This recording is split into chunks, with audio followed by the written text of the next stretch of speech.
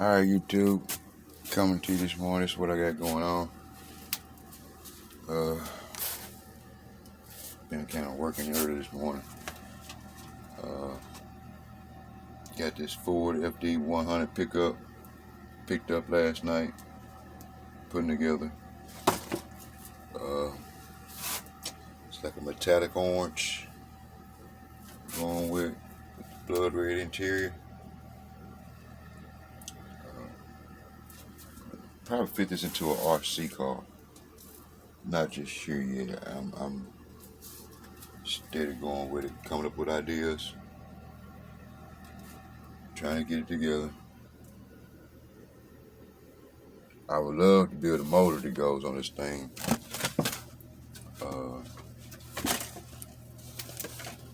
But just not sure what I can do with it.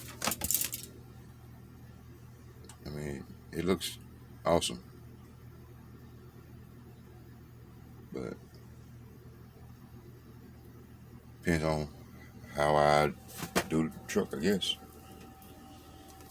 Alright, stay tuned, be back, hit that like button, subscribe, so every time I make a video, y'all be the first ones to get first view.